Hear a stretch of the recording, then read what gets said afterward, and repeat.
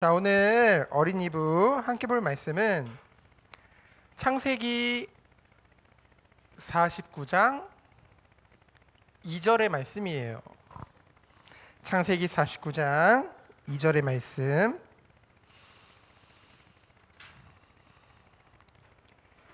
우리 목사님 따라서 한 절씩 조금씩 같이 따라 읽어볼게요. 너희는 모여 들으라. 야곱의 아들들아, 너희 아버지 이스라엘에게 들을지어다. 창세기 49장 2절 말씀. 아멘. 오늘 말씀의 제목은 너희는 모여 들으라예요.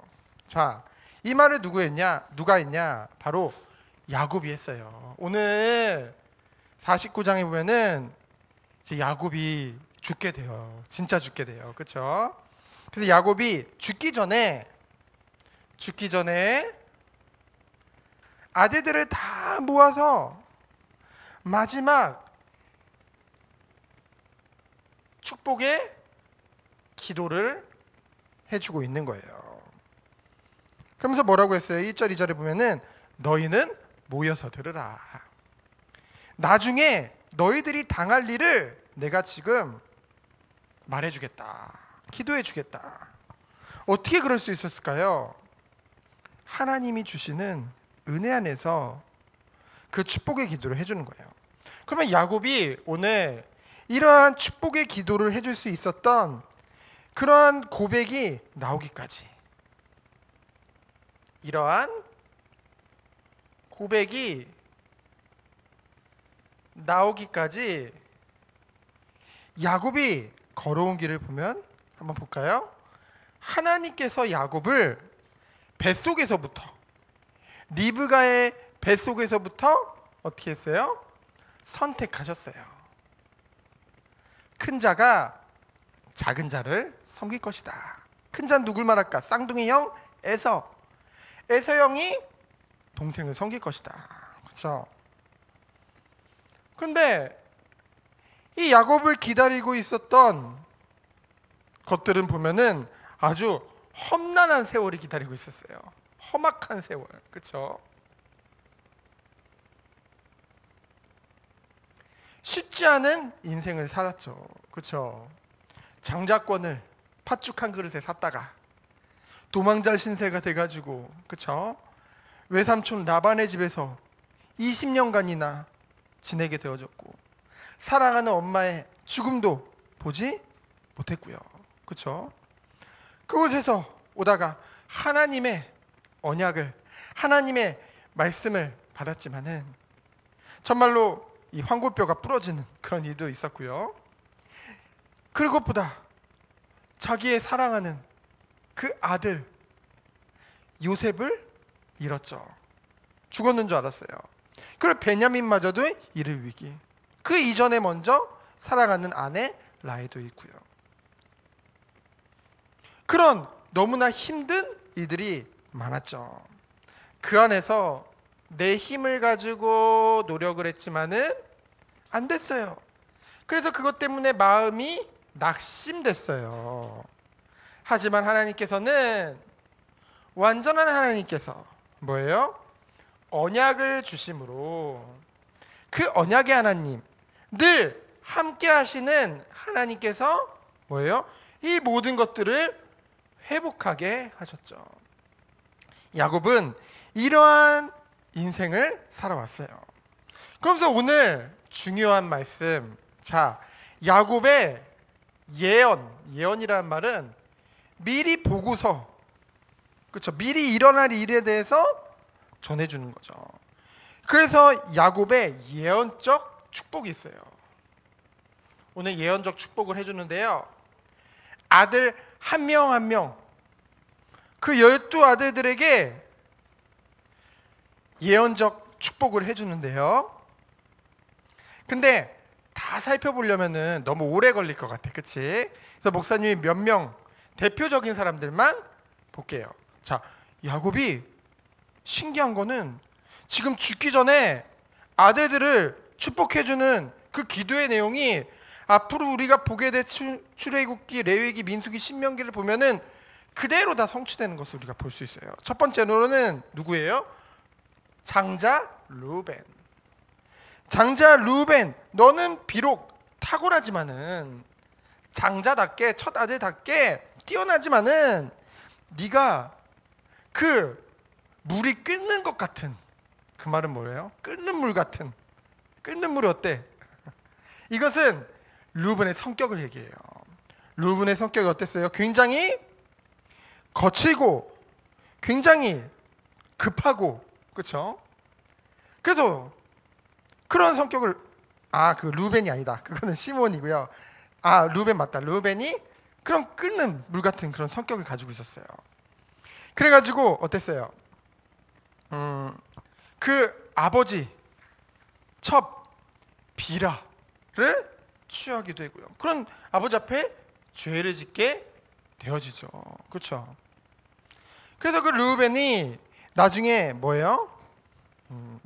그 성격이 급하다 보니까 나중에 보면은 실제로 이제 가나안 땅을 이제 차지하기 전에 요단 동쪽 땅을 이제 먼저 점령하게 되거든요. 근데 이 르우벤이 성격이 급해가지고 이 땅 빨리 우리한테 달라 이거예요. 그렇죠?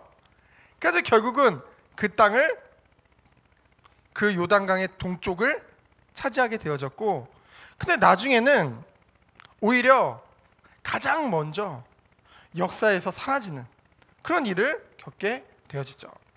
그리고 두 번째로는 시므온과 레위가 있어요. 이 시므온과 레위를 뭐라고 했어요? 5절로 7절에 보니까 폭력의 도구라고 했죠. 폭력의 도구. 왜 그런 말을 했을까? 누이 디나가 세겜 땅에서 그 추장의 아들에게 아주 못된 짓을 당하게 됐어요. 그때 어떻게 그것을 참지 못하고 가가지고 다 죽여. 그 사람들 다 죽이고, 그렇지? 심지어는 동물들의 힘줄까지 다 끊어버려요. 그렇지? 온갖 피해 복수를 당하게 되어지죠. 그로 인해서 이들에게 어떤 일이 벌어지냐? 시므온은 나중에 보면 시므온 지파가 유다 지파의 겨우 3분의 1도 안 되는 숫자가 되어져요. 거기다가 다른 지파들은 다 땅을 받는데 땅도 못 받고 그 유다에게 얹혀 살면서, 유다 지파에 얹혀 살면서 거기서 몇 개의 성읍만 받게 되어지죠. 그리고 레위 지파는 어땠어요? 레위 지파는 48개 도시로 다 흩어져서, 그렇죠? 살게 되어지고요. 특별히 이 레위 지파의 대표가 누구냐? 모세와 아론이 있죠. 근데 이 모세가 여러분 아까 불렀던 그 십계명을 받으러 간 사이, 시내산의 십계명이래. 자, 시내산에 십계명을 받으러 간 사이에 사람들이 모세가 안 내려오네. 무슨 일이 생긴 거 아니야? 야, 불안하다, 불안해. 그러면서 아론한테 막 황금 송아지 우상을 만들어줘. 우리가 그것을 하나님으로 섬길래. 그래가지고 아론이 그 황금 송아지를 만들거든요. 그때 모세가 내려가지고 화가 나가지고 십계명을 확 집어넣어. 그치? 그리고 저런 그때 저들을 이제 버려야겠다 했을 때 누가 나서냐? 딱 레위 지파가 딱 나서서 저들을 우리가 다 죽이겠다라고 나와요. 그치? 그때도 보면은 이 말씀이 성취되는 것을 우리는 볼 수 있죠. 폭력의 도구로. 그렇죠? 그리고 세 번째로 또 누가 있냐? 중요해. 유다 지파가 나와요. 유다 지파. 8절로 12절에 보면은 이 유다 지파는 뭐라고 했냐? 너는 찬송이 될지라. 그러면서 또 뭐라고 해요? 원수의 목을 차지하리라. 그러면서 또 뭐라고 했어요? 세 번째로는 모든 사람들이 내 앞에 절을 할 것이다. 그렇죠? 그리고 또 뭐라고 했어요? 너를 이길 자가 아무도 없다. 그리고 또 뭐라고 했어요? 너에게 통치자의 지팡이를 줄 것이다. 모든 것을 통치하는 통치자로 세울 것이다. 그리고 모든 백성이 내게 복종할 것이다. 이러한 축복을 해줘요. 근데 실제로 이 유다 지파를 통해서 다윗 왕조가 세워지죠. 그렇죠? 다윗 왕조. 그래서 하나님이 다윗 왕조를 통해서 이 모든 땅들을 다 다스리는 축복을 주세요. 그런데 더 중요한 것은 이 다윗의 자손으로 누가 오세요? 유다의 자손으로 예수 그리스도가 오세요. 그래서 예수 그리스도를 통해서 예수 그리스도의 찬송이 되고 원수 사단의 목을, 그리고 모든 사람이 절하고, 그리고 정복하고 통치하고 복종할 수밖에 없는, 그래서 다윗의 자손과 다윗 왕조와 예수 그리스도를 통해서 이것이 실제로 성취되는 것을 우리는 보게 되어지죠. 그러면서 네 번째로는 요셉을 볼까요? 요셉 지파는 어떤 축복을 누리게 되어지냐? 22절로 26절에 보면은 무성한 가지, 요셉을 통해서 무성한 가지가, 근데 뭐래요? 마르지 않는 샘 곁에 무성한 나무라고 했어요. 무성한 가지라고 했어요. 그래서 뭐라고 했냐? 그 가지가 담을 넘어 모든 사람에게 도움을 주는, 그렇죠? 그래서 실제로 요셉의 지파를 통해서 다른 지파까지 다 도움을 받는, 이것 통해서 우리는 무엇을 누릴 수 있어요? 하나님이 우리에게 주신 축복을 볼 수 있죠.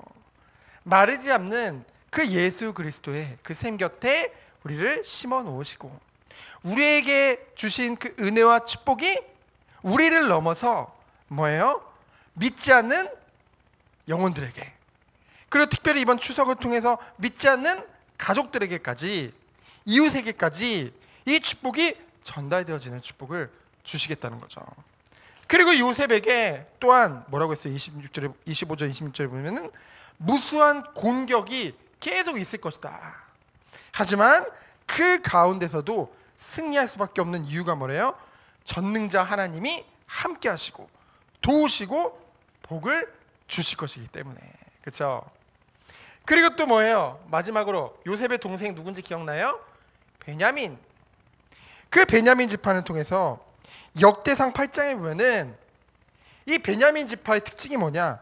용감하고 싸움에 능하다고 했어요. 오늘 말씀에도 그렇게 나오죠. 27절에 보면은 그 대표적인 인물이 누굴까요? 베냐민 지파의 바로 첫 이스라엘의 왕인 사울 왕. 그렇죠? 그것을 통해서 이 야곱이 예언하였던 모든 것들이 다 성취되는 것을 우리는 말씀을 통해서 보게 되어지죠. 그래서 이러한 고백을 하다가 너무나 이 예언을 막 성령 충만한 가운데 막 하다가 이 야곱이 18절에 보면은 뭐라고 고백을 하냐? 목사님이 읽어줄게요. 막 축복을 하다가 뭐라 하느냐? 여호와여 나는 주의 구원을 기다리나이다. 그렇죠? 막 이런 축복을 해주다가 그래 오실 메시아 그 그리스도, 난 그 그리스도를 기다린다 라는 고백까지 이제 야곱이 하게 되어지죠. 그러면서 뭐예요? 야곱의 마지막 유언을 보면은 나를 약속의 땅 가나안에 묻을 것을 몇 번을 강조해서 얘기해요. 그 이유는 무엇일까? 바로 내가 비록 이 땅이, 이 애굽 땅에서 요셉의 돌봄 아래에서 부귀 영화를 누리고 있지만은 정말 나의 마음과 중심에는 오직 약속의 땅 가나안 땅이 있다. 그렇죠? 그래서 우리가 앞으로 살아가면서 눈에 보이는 것보다 더 중요한 것은 뭐다? 우리의 영원한 본향을 바라보는 것. 그래서 33절을 보면은 야곱이 아들들에게 명하기를 마치고 그 발을 침상에 모으고 숨을 거두니 그의 백성에게로 돌아갔더라. 그렇죠? 그의 백성에게로 돌아갔더라. 본향으로 돌아간 것이죠. 그래서 오늘 결론을 보면은 자, 결론은 28절 말씀이에요. 28절 말씀에 보면은 뭐라고 나오면 하면은 이들은 이스라엘의 12지파라. 이와 같이 그들의 아버지가 그들에게 말하고 그들에게 뭐였으니? 축복하였으니. 근데 어떻게 축복했대요? 28절에 보니까 각 사람의 분량대로 축복했다고 했어요. 아니 보면은 루벤이나 시몬이나 레위는 축복이 아닌 것 같은데 왜 축복했다고 할까요? 이 축복이라는 원어를 보면은 뜻이 뭐냐? 위에서부터 아래로 왔다는 뜻이에요. 그 말은 뭐예요? 우리가 생각하는 축복은 우리가 원하는 거 들어주면 축복이라고 생각하잖아요. 근데 진짜 축복은 뭐냐? 위 하나님으로부터 아래 우리에게 말씀하시는 것. 그것이 축복이란 말이죠. 그래서 결국은 이런 미래를 말씀을 통해서 다 보여주셨잖아요. 그래서 우리에게 축복 중에 축복은 뭘까요, 여러분? 하나님의 말씀을 우리가 듣는 거예요. 그리고 그 말씀을 통해서 하나님의 약속을 붙잡는 거예요. 그렇죠? 그래서 뭐냐? 이 예배 시간이 너무나 중요한 거예요.